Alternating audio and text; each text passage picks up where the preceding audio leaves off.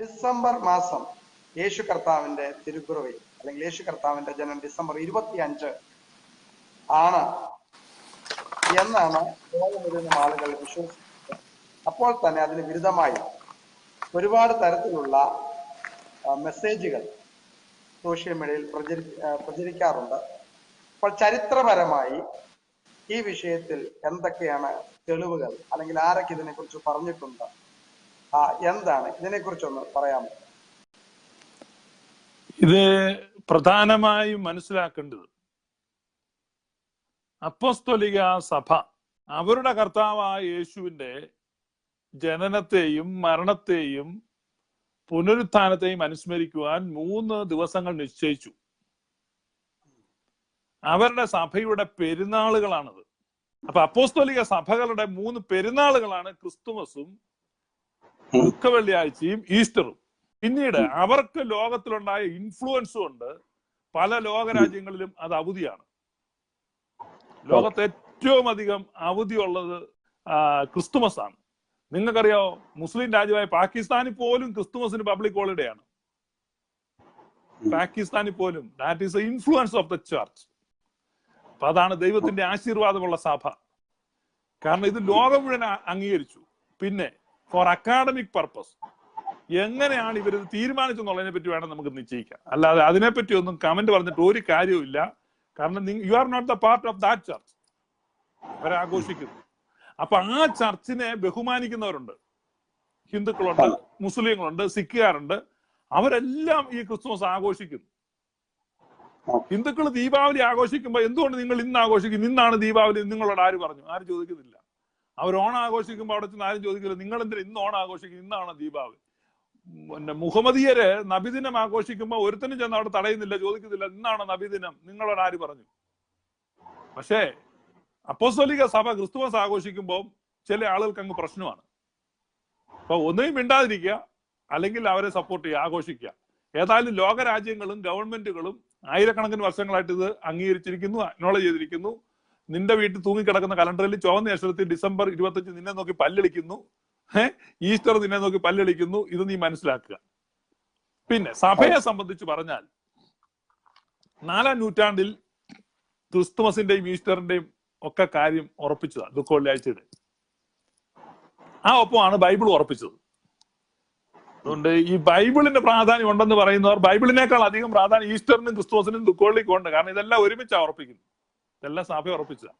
4-ാം നൂറ്റാണ്ടിലാണ് ഉറപ്പിക്കുന്നത്, പ്രഖ്യാപിക്കുന്നത്. പക്ഷേ അതിനു മുമ്പ് തന്നെ AD 115 പോപ്പ് ടെലസ്ഫോറസ് എന്ന മാർപ്പാപ്പ ക്രിസ്തുമസ് ആഘോഷിച്ചതായി ഹിസ്റ്ററി ഓഫ് പോപ്സ് എന്ന ബുക്കിനകത്തുണ്ട്. History of popes. അപ്പൊ AD 115 ക്രിസ്തുമസ് ആഘോഷിച്ചു. AD 204 ഹിപ്പോലൈറ്റസ് എന്ന സഭാപിതാവ് ദാനിയേൽ പ്രവചനത്തിന് ഒരു കമന്ററി എഴുതി. ദാനിയേൽ പ്രവചനത്തിന് അദ്ദേഹം എഴുതിയ കമന്ററിക്കകത്ത് അദ്ദേഹം രേഖപ്പെടുത്തിയിട്ടുണ്ട് ഡിസംബർ 25 ആണ് നമ്മുടെ കർത്താവിന്റെ ജന്മദിവസം. ഡിസംബർ 25 അത് ദാനിയേൽ പ്രവചനമായിട്ട് കണക്ട് ചെയ്താണ് എഴുതിയിരിക്കുന്നത്. ഏതാ ആ 70 ആഴ്ചവട്ടമൊക്കെ എഴുതുമ്പോൾ അവിടെ എഴുതിയിട്ടുണ്ട് കർത്താവ് ജനിച്ചതിനെ സംബന്ധിച്ച്. അപ്പൊ അത് ഡേറ്റ് എഴുതിയിട്ടുണ്ട്. പിന്നെ Cyril of Jerusalem bishop Cyril of Jerusalem, ആദിമ സഭയുടെ ചരിത്രത്തിൽ സിറിൾ ഓഫ് അലക്സാണ്ട്രിയ ഉണ്ട്. It's A prominent figure. അദ്ദേഹമാണ് എഫേസോസ് സുന്നോദോസ് വിളിക്കാനൊക്കെ മുൻകൈ എടുത്ത ആളാണ് നെസ്തോറിയന്റെ ദുരുപദേശത്തിനെതിരെ. പക്ഷെ ഇത് സിറിൾ ഓഫ് അലക്സാണ്ട്രിയ അല്ല, സിറിൾ ഓഫ് ജെറുസലേം.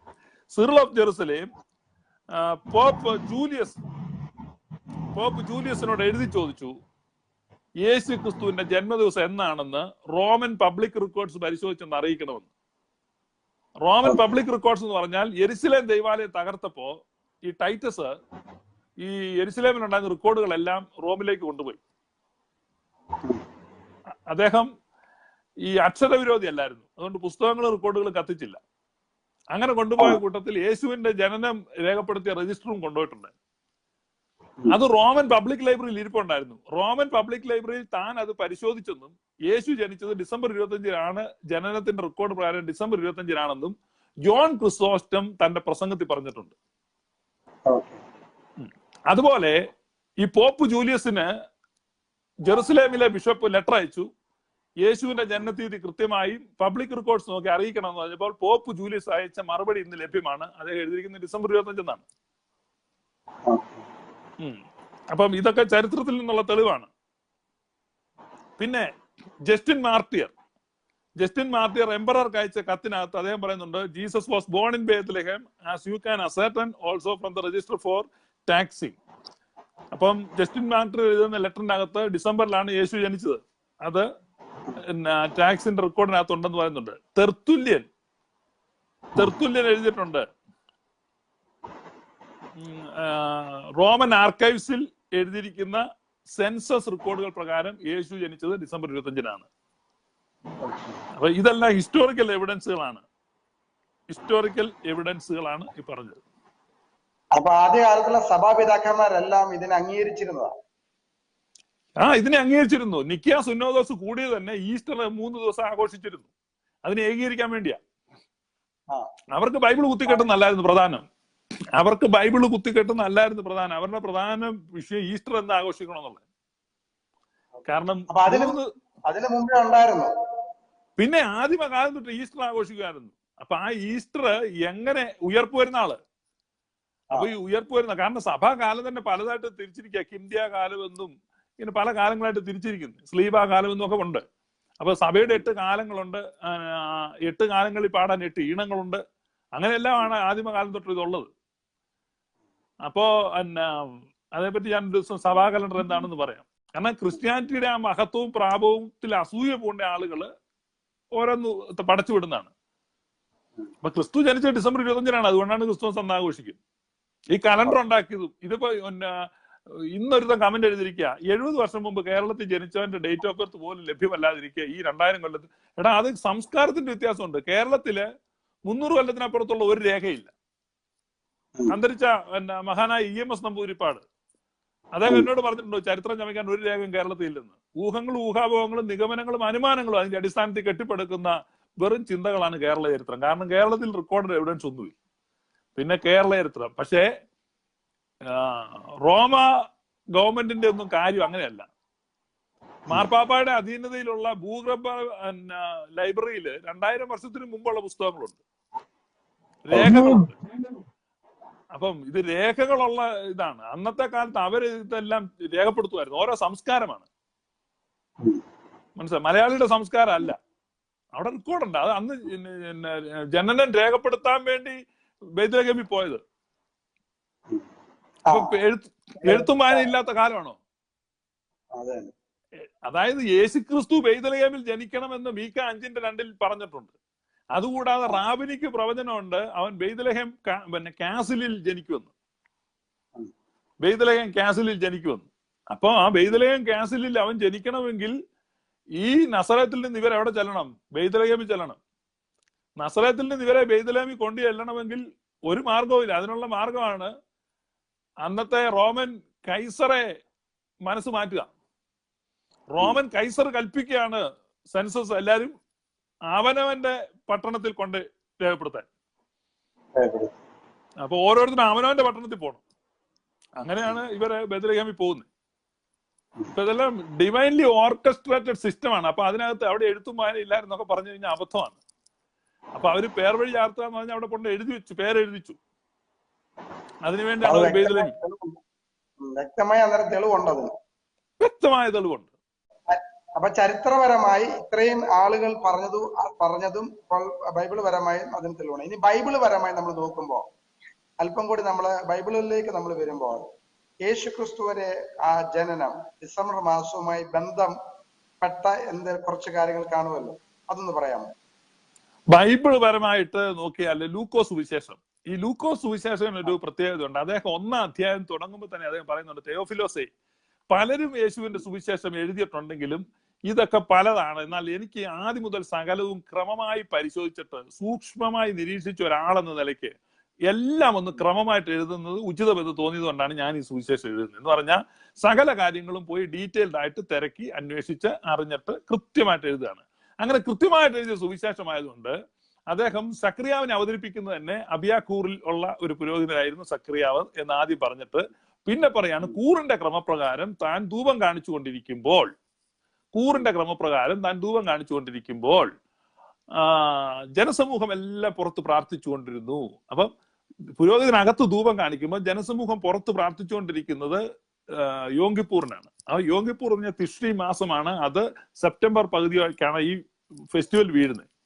അപ്പൊ ഒരു സെപ്റ്റംബർ പകുതിക്കാണ് സക്കറിയാവ് ധൂപം കാണിച്ചെന്നുള്ളത് വളരെ വ്യക്തമായിട്ട് ലൂക്കോസ് സുവിശേഷൻ എഴുതി വെച്ചിട്ടുണ്ട്. എന്ത് ഈ അബിയാക്കൂർ എന്ന് പറഞ്ഞാൽ എന്തുവാ? അബിയാക്കൂർ എന്ന് പറഞ്ഞാൽ ദാവീദ് പല കൂറുകളായിട്ട് തിരിച്ചിട്ട് ദൈവാലയ ശുശ്രൂഷയ്ക്ക് അവർക്ക് ഊഴം നിശ്ചയിച്ചു. അത് ദിനവൃത്താന്ത പുസ്തകം 25-26 അധ്യായങ്ങളിൽ വായിക്കാം നിങ്ങൾക്ക്. അപ്പൊ അതിനകത്ത് ഓരോ കൂറിന് ഓരോ ക്രമമുണ്ട്, ഊഴമുണ്ട്. ആ ഊഴം അനുസരിച്ച് അബിയാവ് എന്ന് പറഞ്ഞാൽ കൂറിലെ ആളാണ് ഈ സക്കറിയാവ്. അപ്പൊ കൂറിന്റെ ക്രമപ്രകാരമായിരുന്നു ആ ശുശ്രൂഷ എന്ന് പറഞ്ഞാൽ കൂറിന്റെ ക്രമം തെറ്റി ശുശ്രൂഷിക്കുക. ഇപ്പൊ വേറൊരു കൂറിന്റെ ശുശ്രൂഷയുടെ സമയത്ത് ഇപ്പുറത്തെ കൂറിൽ ഒരു പുരോഹിതനെ വേണ്ടത് അവർക്ക് ശുശ്രൂഷിക്കുക, എല്ലാം ലേവ്യരല്ലേ. പക്ഷെ ഒട്ടും തെറ്റായിരിക്കാൻ ലൂക്കോസ് സൂക്ഷ്മമായിട്ട് എഴുതിയിരിക്കുകയാണ്. അവൻ കൂറിന്റെ ക്രമപ്രകാരം തന്നെയായിരുന്നു അവിടെ എന്ന് പറഞ്ഞു കഴിഞ്ഞാൽ നമുക്ക് ആ സൂചന തരികയാണ്. അവൻ ആ യോം കിപ്പൂറിനാണ് അത് ചെയ്തത്. അപ്പൊ സെപ്റ്റംബർ മാസത്തിലാണ് അവൻ ധൂപം കാണിച്ചത്. അതുകൊണ്ട് അവൻ വീട്ടിൽ പോയി അവന്റെ ഭാര്യ ഗർഭവതിയായി. അവൾക്ക് 6-ാം മാസമായപ്പോഴാണ് മറിയത്തിന്റെ അടുത്ത് ദൂതം വരുന്നത്. അതായത് മാർച്ച് 25-നാണ് മറിയത്തിന്റെ അടുത്ത് ഗബ്രിയേൽ ദൂതം വരുന്നത്. പിന്നെ യഹൂദന്മാരുടെ ഇടയിലെ വലിയൊരു പ്രബലമായ വിശ്വാസം, റാബനിക് ബിലീഫാണ്, ഒരു പുണ്യപുരുഷനാണെങ്കിൽ അവൻ ജനിച്ച് അന്ന് തന്നെ മരിക്കും. അപ്പം മാർച്ച് 25-നാണ് യേശു പറഞ്ഞു. അപ്പൊ ഈ ജനനം ഉദ്ദേശിക്കുന്നത് ഒരു കുഞ്ഞു പുറത്തു വന്ന സമയമാണോ അതോ ഒരു മാതാവിന്റെ ഉള്ളിൽ ഉരുവായ സമയമാണോ? കൺസീവ് ആകുന്ന സമയമാണ്. അതായത് ബിബ്ലിക്കൽ അണ്ടർസ്റ്റാൻഡിങ്, ഈസ്റ്റേൺ അണ്ടർസ്റ്റാൻഡിങ് ഒന്നും അറിയാൻ മേലാത്തവരാണ് ഈ സായിപ്പന്മാര് കേൾക്കുന്ന സുവിശേഷം കേട്ട് കടന്ന് ചാടുന്നത്. ഒന്നാമത് ഏറ്റവും പ്രധാനമായിട്ട് ഈ രാത്രി 12 മണിക്ക് ദിവസം തുടങ്ങാന്ന് ബൈബിളിൽ പറയുന്നില്ല. അത് ബിബ്ലിക്കൽ അണ്ടർസ്റ്റാൻഡിങ് അല്ല, ആന്റൈ ബിബ്ലിക്കൽ ആണ്, ഈസ്റ്റേൺ അണ്ടർസ്റ്റാൻഡിങ് അല്ല. അപ്പൊ ഈസ്റ്റേൺ അണ്ടർസ്റ്റാൻഡിങ്ങിലും ബിബ്ലിക്കൽ അണ്ടർസ്റ്റാൻഡിങ്ങിലും day starts at the sunset. സൂര്യൻ അസ്തമിക്കുമ്പോഴാണ് ഒരു ദിവസം തുടങ്ങുന്നത്. കാരണം സന്ധ്യയായി ഉഷസ്സുമായി 1-ാം ദിവസം. അപ്പൊ അല്ലാതെ രാത്രി 12 മണിക്ക് ഒന്നും സംഭവിക്കുന്നില്ല. ഇപ്പൊ രാത്രി 12 മണിക്ക് എന്തോ സംഭവിക്കുന്നുണ്ടെന്ന് കണ്ടുപിടിച്ചത് സായിപ്പാണ്. കാരണം അവന്റെ ദിവസം തുടങ്ങുന്നത് രാത്രി 12-നാണ്. അപ്പം അത് തെറ്റാണ്. രാത്രി 12-നല്ല ദിവസം തുടങ്ങുന്നത്. യഹോവയായ ദൈവം കൽപ്പിച്ചനുസരിച്ച് സൂര്യൻ അപ്പൊ അസ്തമയത്തെങ്കിലും ആ ദിവസം തുടങ്ങുന്നത്. അപ്പൊ day starts not at dawn, day starts at dusk. അതായത് സൂര്യൻ അസ്തമിക്കുമ്പോൾ ആ ദിവസം തീർന്നു. അപ്പോൾ എന്ത് ചെയ്തു? അടുത്ത ദിവസം തുടങ്ങി. അതുകൊണ്ട് യഹൂദന്മാരെ സംബന്ധിച്ചും അങ്ങനെയായിരുന്നു. വെള്ളിയാഴ്ചത്തെ സൂര്യൻ അസ്തമിച്ചാൽ പിന്നെ ശബത്ത് തുടങ്ങുക ശനിയായി, രാത്രി 12-നല്ല. അതുകൊണ്ടാണ് സൂര്യൻ അസ്തമിക്കുന്നതിന് മുമ്പ് ഈ ശവം അടക്കാൻ വേണ്ടി ഒരു തിടുക്കം കൂട്ടിയത്. ഈ ശബത്ത് തുടങ്ങുന്നതിന് മുമ്പ് ഇത് അടക്കണം. അപ്പൊ സൂര്യൻ അസ്തമിച്ചാൽ അടുത്ത ദിവസം. അപ്പൊ വെള്ളിയാഴ്ച സന്ധ്യ ആയാൽ പിന്നെ എന്താണ്? ശനിയാണ്. അതുകൊണ്ട് സുറിയാനി സഭക്കാരുടെ പ്രാർത്ഥന നിങ്ങൾ നോക്കണം. തിങ്കളാഴ്ച വൈകുന്നേരം അവരുടെ പള്ളിയിൽ ചെന്നാൽ അവർ ചൊവ്വാഴ്ച സന്ധ്യ നമസ്കാരം ചൊല്ലുന്നു. ഇപ്പോഴും അങ്ങനെയാണ്. ഇത് അറിയാൻ മേലാത്ത സുറിയാനിക്കാരുണ്ട്. അവർ നിങ്ങൾ നോക്കണം. തിങ്കളാഴ്ച വൈകുന്നേരം തിങ്കളാഴ്ചയുടെ സന്ധ്യ നമസ്കാരം ചൊല്ലരുത്. തിങ്കളാഴ്ച വൈകുന്നേരം ചൊല്ലുന്ന ചൊവ്വാഴ്ചയുടെ സന്ധ്യ നമസ്കാരം. കാരണം തിങ്കളാഴ്ച സൂര്യൻ അസ്തമിച്ചാൽ ചൊവ്വയാണെന്നാണ് ഇപ്പോഴും സുറിയാനി സഭ പഠിപ്പിക്കുന്നത്. അത് എന്നിട്ടും ഈ ഓർത്തഡോക്സ് യാക്കോബായ സഭക്കാരൊക്കെ ഇപ്പൊ പുതുതായിട്ട് ഈ 12 മണിക്കത്തെ കൊട്ട അവരും തുടങ്ങിയിട്ടുണ്ട് രാത്രി 12-ന്. ഞാൻ ചില അച്ഛന്മാരോട് ചോദിച്ചു, നിങ്ങൾക്ക് നാണമില്ലേ? കാരണം നിങ്ങളുടെ വിശ്വാസം അനുസരിച്ച് സൂര്യൻ അസ്തമിക്കുമ്പോൾ അടുത്ത ദിവസം തുടങ്ങിക്കഴിഞ്ഞു. ഡിസംബർ 31-ന് സൂര്യൻ അസ്തമിച്ചാൽ ജനുവരി 1-ആയി. അതാണ് ഈസ്റ്റേൺ ട്രഡീഷൻ, അതാണ് ബിബ്ലിക്കൽ ട്രഡീഷൻ. ബൈബിൾ അനുസരിച്ച് സൂര്യൻ അസ്തമിച്ചാൽ അടുത്ത ദിവസമാണ്. അതിനൊരു പ്രത്യേക സമയമുണ്ടോ എന്ന് പറഞ്ഞാൽ? ഒരു അസ്തമയം ഉദ്ദേശിക്കുമ്പോൾ ഒരു പ്രത്യേക 6 മണിന്നോ അല്ലെങ്കിൽ 8 മണിന്നോ അങ്ങനെ വല്ല ഒരു ടൈം ഉണ്ടോ? അങ്ങനെ സമയമില്ല. സൂര്യൻ അസ്തമിക്കുമ്പോൾ അടുത്ത ദിവസം തുടങ്ങി. അതാണ് സന്ധ്യയായി ഉഷസ്സുമായി 1-ാം ദിവസം. അത് യഹോവയായ ദൈവം കൽപ്പിച്ച, അതാണ് ഈസ്റ്റേൺ ട്രഡീഷൻ, അതാണ് ജൂവിഷ് ട്രഡീഷൻ.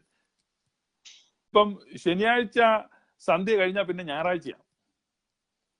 ആഴ്ചവട്ടത്തിന് 1-ാം ദിവസം ആയി. അതുകൊണ്ടാണ് ഈ ആഴ്ചവട്ടത്തിന് 1-ാം ദിവസം രാവിലെ എന്ന് പറയുന്നത്. അപ്പൊ ആഴ്ചവട്ടത്തിന്റെ 1-ാം ദിവസം തുടങ്ങുന്നത് രാവിലെ അല്ല. ആഴ്ചവട്ടത്തിന്റെ 1-ാം ദിവസം തുടങ്ങി. അപ്പൊ അതായത് ഈ 1-ാം തീയതി രാത്രി എന്ന് പറയുന്നത് നമ്മൾ 31-ാം തീയതി രാത്രി എന്ന് പറയുന്ന സംഭവമാണ്. നേരെ പുറകില്ല. അപ്പൊ സന്ധ്യക്ക് ദിവസം തുടങ്ങും. അത് യഹൂദന്മാരുടെയും ഈസ്റ്റേൺ ചർച്ചിന്റെയും മാത്രമല്ല, ബൈബിളിന്റെയും പാരമ്പര്യത. ബൈബിളിലെ മുഴുവൻ കാര്യങ്ങൾ അങ്ങനെ എഴുതി വെച്ചിരിക്കുന്നു. ജനിക്കുന്നത് എങ്ങനെയാ? ഉദരത്തിൽ ഉരുവാകുമ്പോഴാണ് അത് ജനനം. കാരണം യഹോവയായ സാധാരണ എല്ലാരും പുറത്തു വരുന്നതിനെയാണല്ലോ ജനനം എന്ന് പറയുന്നത്. അത് ഡെലിവറി ആണ്, റിലീസ് ചെയ്യാണ്. ആക്ച്വലി കുഞ്ഞ് ജനിക്കുന്നത് അതാണ്. നിന്റെ അമ്മയുടെ ഗർഭത്തിൽ വെച്ച് ഞാൻ നിന്നെ വിളിച്ചു, വിശുദ്ധീകരിച്ചു, ജനതകൾക്ക് പ്രവാചകനായി നിയമിച്ചു. മാതാവിന്റെ ഗർഭത്തിൽ ഉരുവാകുന്നതിന് മുമ്പ് നമ്മളെ അറിഞ്ഞു.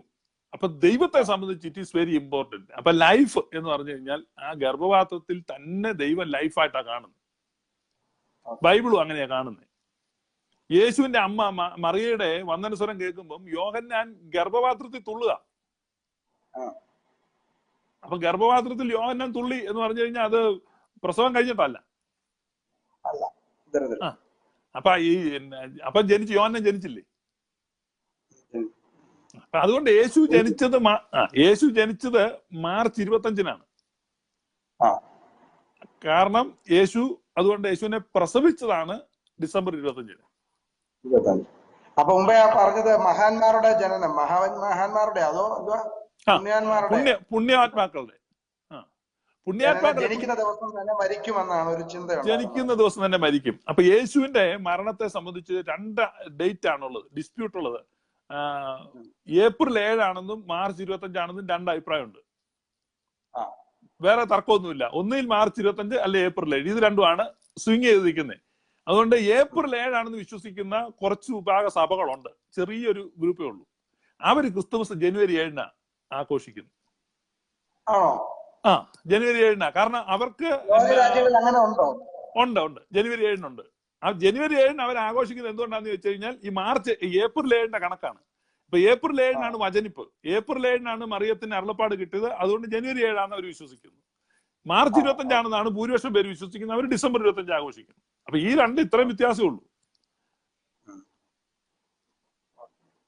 അപ്പം യേശുക്രിസ്തുവിന്റെ ജനനം ഡിസംബർ 25 ഒരു തെളിവ് അതാണ് അല്ലെ? അതായത് അബിയാക്കൂറിന്റെ നിമിത്തം. അബിയാക്കൂറിന്റെ നിമിത്തം. അതെ. അതിനകത്ത് മറ്റൊരു തെളിവുണ്ട്. ഈ യെരുശലേം ദൈവാലയം തകർക്കപ്പെട്ടപ്പോ, ടൈറ്റസ് യെരുശലേം തകർത്തപ്പോ അന്നുണ്ടായിരുന്ന യഹൂദ ചരിത്രകാരൻ ജോസീഫസ് അന്ന് ഈ കാര്യങ്ങൾ ഡീറ്റെയിൽഡ് ആയിട്ട് എഴുതിയിട്ട്, അപ്പം ദൈവാലയം തകർക്കപ്പെട്ട മാസവും സമയവും അന്ന് അവിടെ ശുശ്രൂഷിച്ചിരുന്ന കൂറുകൾ ഏതായിരുന്നു എന്നൊക്കെ എഴുതിയിട്ടുണ്ട്. ആ രേഖകൾ ലഭ്യമാണ്. അപ്പൊ അന്ന് ശുശ്രൂഷിച്ചിരുന്ന കൂറുകൾ വെച്ച് പുറകോട്ട് കണക്ക് കൂട്ടിയാൽ ഈ അബിയാക്കൂറാണ് ആ യോങ്കിപ്പൂറിന് ശുശ്രൂഷിച്ചെന്ന് നമുക്ക് തെളിവ് കിട്ടും. അത് പരിഗണിച്ചിട്ടാണ് ഈ ഡിസംബർ 25 എന്നുള്ള ഇതിലേക്ക് കൺക്ലൂഷനിൽ എത്തിയത്. അല്ല ചുമ്മാ ഒരാൾ ഒരു ദിവസം ഡിസംബർ 25 വെച്ചേക്കാം, നമുക്ക് തമ്മൂസിന്റെ പെരുന്നാൾ അന്ന് നമുക്ക് വെച്ചേക്കാം, അങ്ങനെയൊന്നും അല്ല. ഇത് വ്യക്തമായ കണക്കുകൂട്ടലുകളോടുകൂടെ, ചരിത്ര പഠനത്തോടുകൂടെ, ആധികാരികതയുണ്ട്. പാരമ്പര്യത്തിന്റെയും ചരിത്രത്തിന്റെയും യുക്തിയുടെയും സഭയുടെയും എല്ലാം തെളിവുകളുണ്ട്. അതായത് historical evidences, logical evidences, ecclesiastical evidences എല്ലാം ഉണ്ട്. ഇത്രയും തെളിവുകൾ ഇതിനുണ്ടായിട്ട് പിന്നെ എന്തുകൊണ്ടാണ് ഇത്രയും വിമർശിക്കപ്പെടാൻ കാരണം? ഇത്രയും ഇതിനെതിരെ ശക്തമായി വിമർശനം ഉണ്ടാകുകയും ഈ ഡിസംബർ 25 അല്ല, ഈ ഡിസംബർ 25 മറ്റെന്തോത്തിന്റെയോ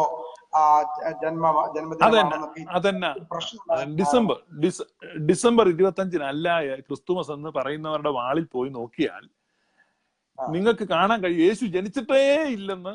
പിന്നെ ഒരു മാർച്ചോ ഏപ്രിലോ ഒക്കെ അവരുടെ വാളെ പോയി നോക്കിയാൽ കാണാം. യേശു ജനിച്ചിട്ടേ ഇല്ല, ചരിത്ര പുരുഷനെ അല്ല.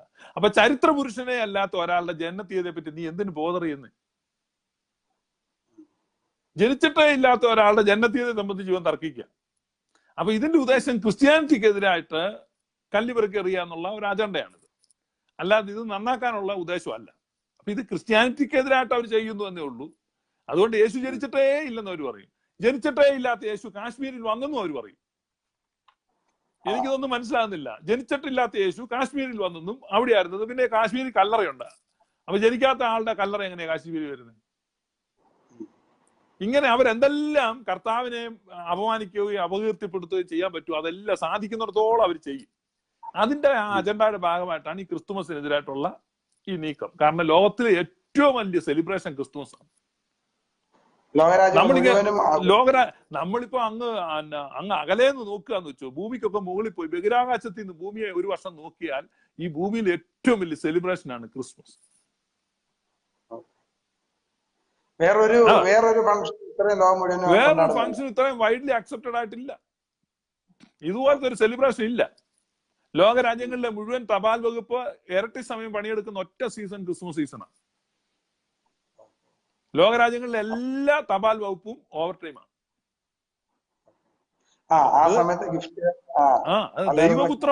ദൈവപുത്രം വന്നു.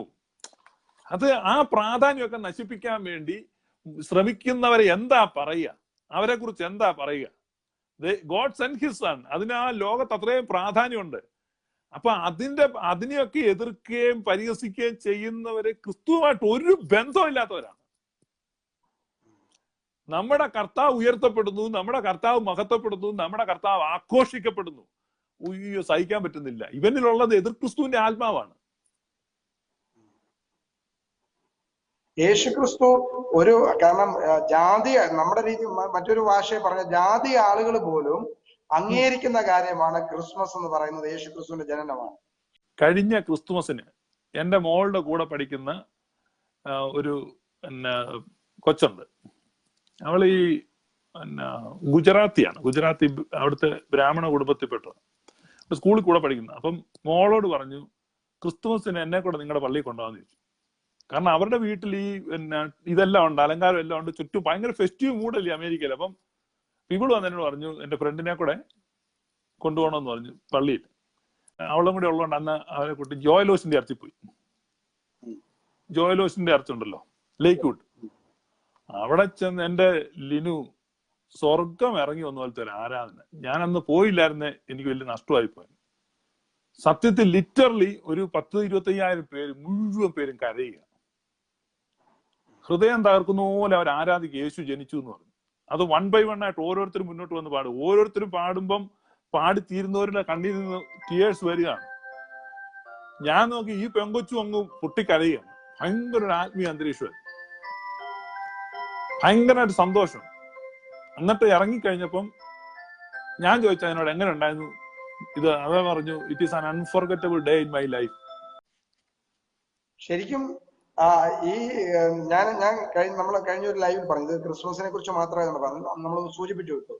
സോഷ്യൽ മീഡിയയിൽ എനിക്ക് തോന്നുന്നു ഇപ്പോൾ ആന്റി ഇത് കാണുന്നുണ്ടെന്ന് തോന്നുന്നു. അവര് പറഞ്ഞൊരു കാര്യം, അവര് വിശ്വാസികളല്ല, ക്രിസ്ത്യൻ അല്ല, മറ്റൊരു ബാക്ക്ഗ്രൗണ്ടിൽ ജനിച്ചു വളർത്തപ്പെട്ടവർ.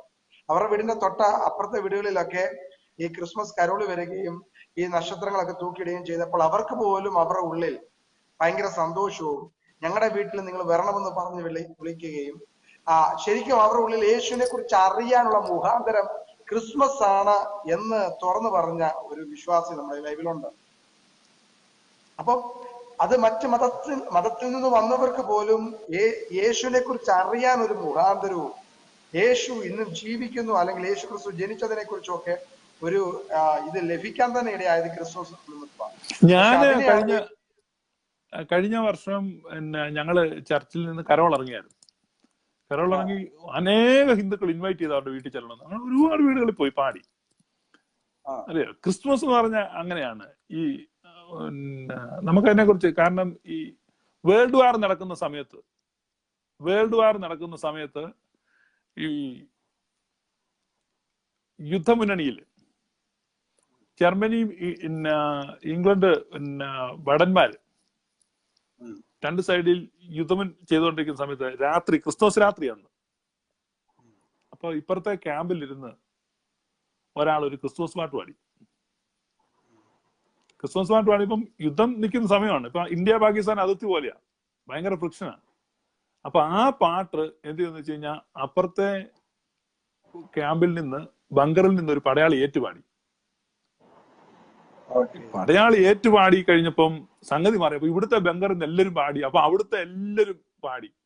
സംഭവിച്ചെന്താന്ന് വെച്ചാൽ എല്ലാവരും കൂടെ എഴുന്നേറ്റ് വന്ന് തോക്കെല്ലാം താഴെ വെച്ച് ഒരുമിച്ച് അവര് ക്രിസ്മസ് ഡിസംബർ 24 അന്ന് എല്ലാവരും പൊട്ടിക്കരഞ്ഞ് ഹഗ് ചെയ്ത്, എന്നിട്ട് ഇവിടുന്ന് വൈനൊക്കെ കൊണ്ട് അവർക്ക് കൊടുത്തു. അവര് ഗിഫ്റ്റ് ഇങ്ങോട്ട് കൊടുത്തു. ആ ക്രിസ്മസിന് അവർ യുദ്ധം ചെയ്തില്ല എന്ന് പറഞ്ഞാൽ അൺഒഫീഷ്യൽ സീസ് ഫയർ. അവരുടെ സുപ്പീരിയേഴ്സ് പറഞ്ഞില്ല, ആരും പറഞ്ഞില്ല. അന്ന് സീസ് ഫയർ ആയിരുന്നു. അവർ ഒരുമിച്ച് സെലിബ്രേറ്റ് ചെയ്തു. ഹിസ്റ്ററിയിൽ റെക്കോർഡ് ചെയ്തിരിക്കുന്ന ഒരു സംഭവമാണ്. അപ്പം ആ ക്രിസ്തു ജനിച്ചു എന്നുള്ള ഓർമ്മ പോലും സെക്കൻഡ് വേൾഡ് വാറിനെ പോലും എന്ത് ചെയ്തു, സ്റ്റോപ്പ് ചെയ്തു. സോ പവർഫുൾ, അത്ര പവർഫുൾ ആണ്. ചരിത്രത്തിൽ തെളിവുകളും ബൈബിളിന്റെ പിന്തുണയും ഈ പറഞ്ഞ ചില കാര്യങ്ങളുടെ പിന്തുണയും ഒക്കെ ഉള്ളപ്പോൾ മറ്റു മതസ്ഥർ പോലും ഏറ്റവും അധികം ആ ക്രിസ്തുവിനെ ഓർക്കുവാനും ഇഷ്ടപ്പെടുവാനും അല്ലെങ്കിൽ ഇതിനെക്കുറിച്ചൊന്ന് അറിയുവാനും ഇതിനോടൊരു യേശുവിനോടൊരു സ്നേഹമുണ്ടാവാനും കാരണമാകുന്ന ക്രിസ്മസിനെ പോലും ഏറ്റവും അധികം ത്യജിച്ചു പറയുന്നു, അല്ലെങ്കിൽ അതിന്റെ ബാക്ക്ഗ്രൗണ്ട് തെറ്റാണ്, ഇത് മറ്റെന്തോ ആണെന്ന് പറഞ്ഞ് സോഷ്യൽ മീഡിയയിൽ ഏറ്റവും അധികം പ്രചരിപ്പിക്കുന്ന ഒരു കൂട്ടരാണ് ഈ ദാവീദിന്റെ സന്തതിയായി ജനിച്ചു മരിച്ചുയർത്ത യേശുക്രിസ്തുവിനെ ഓർത്തുകൊള്ളുക, അതാകുന്നു സുവിശേഷം. അപ്പൊ യേശുവിന്റെ ജനനം, യേശുവിന്റെ മരണം, യേശുവിന്റെ ഉയർപ്പ്, ഇത് മൂന്നും ഓർക്കുന്നതാണ് സുവിശേഷം. അതാണ് ക്രിസ്തുമസ്, ദുഃഖവെള്ളി, ഈസ്റ്റർ. ഈ 3 ഫെസ്റ്റിവൽ ആണ് gospel. That is essence of gospel. അതുകൊണ്ടാണ് ചർച്ച് ഈ 3 ഫെസ്റ്റിവൽ നടത്തുന്നത്. ഇന്ത്യ രാജ്യത്ത് ഈ 3ഉം അവധിയാണ്. അതാണ് ഇന്ത്യ ഇവാഞ്ചലൈസ് ചെയ്യപ്പെട്ടെന്ന് ഞാനീ പറയുന്നത്. Church evangelise the whole world. ഇത് 3 ഓർക്കാണ്. ഇത് 3 ഓർക്കുന്നതാണ് സുവിശേഷം. ഇന്ത്യ ഗവൺമെന്റ് ഓർക്കാണ് യേശുവിന്റെ ജനനം. ഇല്ലയോ? ഇന്ത്യ ഗവൺമെന്റ് ഓർക്കുന്നോ? പാകിസ്ഥാൻ ഗവൺമെന്റ് വരെ ഓർക്കുന്നില്ല. That's the power of the church, true church. ഉൽപ്പത്തി പുസ്തകത്തിൽ എഴുതിയിട്ടുണ്ട്, ഈ ദൈവത്തിന്റെ കുഞ്ഞാട് മിഗ്ദാസ് എദാറിൽ നിന്ന് വരുമെന്ന്, രക്ഷകൻ മെസ്സായ മിഗ്ദാസ് എദാറിൽ. മിഗ്ദാസ് എദാർ എന്ന് പറഞ്ഞാൽ ബെയ്ത്ലഹേമിലുള്ള ഒരു ഇടയന്മാരുടെ കാവൽ ഗോപുരം, മിഗ്ദാസ് എദാർ. അപ്പൊ ആ മിഗ്ദാസ് എദാറിൽ നിന്ന് യേശു വരുന്നത്. അപ്പം അവിടെ എന്താന്ന് വെച്ച് കഴിഞ്ഞാൽ ഈ ബെയ്ത്ലഹേമിലെ ആട്ടിടയന്മാരെ പറ്റി പറയുന്നുണ്ട്. അവർ സാധാരണ ഇടയന്മാരല്ലായിരുന്നു. അവര് ദൈവാലയത്തിൽ ബലി കഴിക്കാനുള്ള ആടുകളെ പ്രജനനം നടത്തുന്ന ഇടയന്മാരാണ്. അത് ആവാസ് ഇനത്തിൽപ്പെട്ട ആടുകളാണ്. ആവാസ് ഇനത്തിൽപ്പെട്ട ആടുകളുടെ പ്രജനനകാലമാണ് ഡിസംബർ. അതുകൊണ്ടാണ് ആ ഇടയന്മാർ അവിടെ കാവൽ ചെയ്യുന്നത്. ഈ യാഗത്തിനുള്ള ആടുകള് കേജ് ഫ്രീ ആയിരിക്കണം എന്ന് പറഞ്ഞാൽ ഈ കൂട്ടിലിട്ട് വളർത്താൻ പാടില്ല, തുറന്നു വിട്ട ആടുകളായിരിക്കണം നിയമമുണ്ട്. അത് മിഷനായിൽ എഴുതിയിട്ടുണ്ട്. അതുകൊണ്ട് ഇവരൊരിക്കലും ഈ ആടുകൾ ഒരിക്കലും കൂട്ടിലിടാൻ പറ്റത്തില്ല. അപ്പം ഫ്രീ ആയിട്ട് നടക്കുന്നത്. അപ്പൊ അതുകൊണ്ട് ഈ ഇടയന്മാർക്ക് 24 മണിക്കൂറും 365 ദിവസം ഡ്യൂട്ടി. അവർക്ക് പെരക്കാത്തൊന്നും കരുതിയിരിക്കാൻ പറ്റും. തണുപ്പ് കാലം വേണ്ട, അവർ പെരക്കാത്തായിരിക്കും. ഓരോ ഊഹങ്ങളാണ്.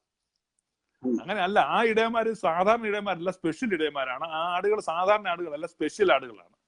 അപ്പൊ ദൈവാലയത്തിൽ യാഗം കഴിക്കപ്പെടേണ്ട ആടുകൾ ഡിസംബർ മാസത്തിലാണ് ബെയ്ത്ലഹേമിൽ പറന്നു വീഴുന്നത്. അതുകൊണ്ട് ലോകത്തിന്റെ പാപത്തെ ചുവന്നൊഴിക്കേണ്ട ദൈവത്തിന്റെ കുഞ്ഞാടും ഡിസംബർ മാസത്തിൽ തന്നെയാണ് ബെയ്ത്ലഹേമിൽ പറന്നു വീഴേണ്ടത്. പ്രവചനപരമായ തെളിവാണ്. അത് പ്രോഫറ്റിക്കൽ എവിഡൻസ് ആണ്. അപ്പൊ we have historical evidence, we have logical evidence, we have ecclesiastical evidences, and we have prophetical evidences too. We have അത് ഇത്രയും എവിഡൻസ് ഉണ്ട്, അല്ല ചുമ്മാതെ പറയുന്നതല്ല. അപ്പൊ ഈ ഇടയന്മാരുടെ അടുത്ത് ദൂതന്മാർ ചുറ്റി മിന്നിയിട്ട് ഇതാ രക്ഷകൻ ജനിച്ചിരിക്കുന്നു, നിങ്ങൾ പോയി കാണുക. അപ്പൊ ആ ഈ ഇടയന്മാരെന്താണ്, ദൈവാലയത്തിൽ യാഗത്തിനായിട്ട് അർപ്പിക്കുന്ന കുഞ്ഞാടുകൾക്ക് എന്തുണ്ടാകാൻ പാടില്ല, ആടുകൾക്ക് ഊനം ഉണ്ടാകാൻ പാടില്ല. അപ്പൊ ഈ പറന്നു വീഴുന്ന ഓരോ ആടിനെയും ശുശ്രൂഷിക്കാൻ ഇവര് അതിന്റെ മാലിന്യം നീക്കി അല്ല ഇതെല്ലാം ചത്തുപോകും. പിന്നെ അതുപോലെ ഇതിന്റെ കാലും കൈ ഒടിയാതെ എല്ലാം പ്രൊട്ടക്ട് ചെയ്യുക. അതാണ് ഈ ആടയന്മാരെ കാത്തോണ്ടിരിക്കുന്നത്. പിന്നെ ഈ ആടുകളെ ഇവരുടെ സ്ക്രൂട്ടിനി കഴിഞ്ഞിട്ടാണ് യെരുശലേമിലേക്ക് അയക്കുന്നത്. അപ്പൊ ഈ കാവൽ ഗോപുരത്തിൽ ഇരിക്കുന്നവരാണ് ഈ കൊണ്ടുപോകുന്ന ഓരോ ആടിന് ഊനം ഉണ്ടോ എന്ന് നോക്കുന്നത്. ഇപ്പൊ ആ ഇടയന്മാരോടാണ് പറഞ്ഞിരിക്കുന്നത്, ദൈവക്കുഞ്ഞാട് പറഞ്ഞിരിക്കുന്നത് പോയി നോക്ക് ഊനം ഉണ്ടോ എന്ന്. കാരണം ഇവര് പരിശോധിക്കാണ്, മനസ്സിലായോ? അതായത് യെരുശലേം ദൈവാലയത്തിലെ ഓരോ ആടിനെയും പരിശോധിക്കുന്ന ആ ഇടയന്മാര് ആ ഡിസംബർ മാസത്തിൽ പോയി ഈ കുഞ്ഞാടിനെ കാണുകയാണ്. ഈ കുഞ്ഞാടിനെ കാണുമ്പോൾ ശീലകൾ ചുറ്റി കടത്തിരിക്കും. എന്തിനാ ശീല ചുറ്റുന്നറിയാമോ? ഈ അവിടെ ഇവിടെ തട്ടി കൈ ഒടിയാതെ കാലൊടിയാതിരിക്കാൻ അന്നത്തെ ഒരു സമ്പ്രദായമായിരുന്നു. എന്ന് പറഞ്ഞാൽ ഊനമില്ലാതെ സമർപ്പിക്കപ്പെടണം. ഈ പടയാളികളുടെ കൈകളിൽ ക്രൂശിക്കപ്പെടുന്നത് വരെ എന്ത് ചെയ്യാൻ പറ്റത്തില്ല, ഒരു ഊനം ഉണ്ടാകാൻ പാടില്ല. അതുകൊണ്ട് ശീല ചുറ്റി വെച്ചിരിക്കുകയാണ്. അപ്പൊ ഇടയന്മാര് സന്തോഷത്തിലായി, ശരിയായത് ഊനമില്ലാത്ത കുഞ്ഞാടാണ്, പെർഫെക്റ്റ് ആണ്. അപ്പൊ പെർഫെക്റ്റ് ആയിട്ട് സൂക്ഷിച്ചിരിക്കുകയാണ്. എന്തിനാ? മനുഷ്യവർഗത്തിന് വേണ്ടി യാഗമാകാൻ. ഇതൊക്കെയാണ് അതിന്റെ തെളിവുകൾ. യേശു ദൈവപുത്രനാണ്. മക്കൾ ജഡരക്തങ്ങളോട് കൂടിയവനാകൊണ്ട് അവനും ജഡരക്തങ്ങളോട് കൂടിയവനായി. അവൻ മനുഷ്യനാണ്, അല്ലെങ്കിൽ നമ്മുടെ രക്ഷ അവതാളത്തിലാണ്. എല്ലാ തിയോളജിയും താഴെ പോയി. He became man. അവൻ മറിയത്തിൽ നിന്ന് മനുഷ്യനായി പിറന്നു. ദൈവപുത്രനെ അവൾ പ്രസവിച്ചു. അവൾ ദൈവപുത്രനെ താരാട്ട് പാടി താലോലിച്ചു. ആഴിയെയും മൂഴിയെയും അണ്ടകടാകങ്ങളെയും സൃഷ്ടിച്ചവൻ, ഈ പർവ്വതങ്ങളെയും ശാശ്വത ശൈലങ്ങളെയും വഹിക്കുന്നവൻ, നക്ഷത്രങ്ങളെ വിരിച്ചവൻ, ആകാശഗോളങ്ങളെ ചമച്ചവൻ, അവനിപ്പോ ഒരു ശിശുവായിട്ട് മറിയയുടെ കൈകളിൽ ഇരുന്ന് അവളെ നോക്കി പുഞ്ചിരിച്ചു. കണ്ടാലും ഇത് മുതൽ സകല തലമുറകളും എന്നെ ഭാഗ്യവതി എന്ന് വാഴ്ത്തും. മനുഷ്യ ജന്മത്തിൽ ഇതുപോലൊരു ഭാഗ്യമില്ല. ആ ഭാഗ്യം നമ്മൾ വാഴ്ത്തണം. അത് പരിശുദ്ധാത്മാവിൽ പ്രവചിച്ചിരിക്കുന്ന, അത് നിങ്ങൾ വാഴ്ത്തണ്ട, ഒറിജിനൽ ചർച്ച ഇത് വാഴ്ത്തുന്നുണ്ട്. ഇത് മറിയ അതിഭാഗ്യവതിയാണ്. മനസ്സിലായില്ലേ? 9 മാസം ദൂതന്മാരാൽ വലയം ചെയ്യപ്പെട്ടാണ് മറിയ സഞ്ചരിച്ചത്. അതറിയാമോ? 9 മാസം. അതായത് എബ്രായ ലേഖനം 1-ാം അധ്യായത്തിൽ പറയണം, ദൈവം തന്റെ പുത്രനെ ഭൂതലത്തിലേക്ക് പ്രവേശിപ്പിക്കുമ്പോൾ ദൈവത്തിന്റെ സകല ദൂതന്മാരും അവനെ നമസ്കരിക്കണം എന്ന് ആജ്ഞ കൊടുത്തു. അപ്പം വചനം ജഡമാകുകയാണ്. അപ്പൊ ആ വെരി ഇൻസ്റ്റന്റിൽ മറിയത്തിന്റെ മുമ്പിൽ ഗബ്രിയേൽ വന്ന് നിന്ന ബെയ്ത്ലഹേം വരെ ആ 9 മാസവും ദൂതന്മാർ അവളെ വിട്ടുപിരിഞ്ഞിട്ടില്ല. പ്രൊട്ടക്ട് ചെയ്തുകൊണ്ടിരിക്കുകയാണ്. കാരണം എന്നോ പറയുന്നത്, രാജകീയ സന്താനം പറഞ്ഞിരിക്കുക, അനാഥമായിട്ട് വിടാൻ പറ്റുമോ? ഹൈ സെക്യൂരിറ്റിയാണ്. ഹൈ സെക്യൂരിറ്റി പിതാവായ ദൈവം ഓർഡർ കൊടുത്തിരിക്കുന്ന എന്നതാ, മുഴുവൻ ദൂതന്മാരും നമസ്കരിച്ചോളാനാ. അതായത് സ്വർഗീയ ഗണങ്ങൾ മുഴുവൻ 9 മാസം ചുറ്റും നിന്ന് അഡോർ ചെയ്ത് കൊണ്ടു നടന്ന ഒരു ബഹുമാനീയ വനിതയാണ് മറിയം. ആ ശ്രേഷ്ഠ പദവി ഒന്നും ലോകത്താർക്കും കിട്ടിയിട്ടില്ല. അതുകൊണ്ട് അവളെ സ്വർഗീയ രാജ്ഞി എന്ന് വിളിക്കുന്നത്. ചുമ്മാ അടിസ്ഥാനമില്ല പറയുന്നതല്ല.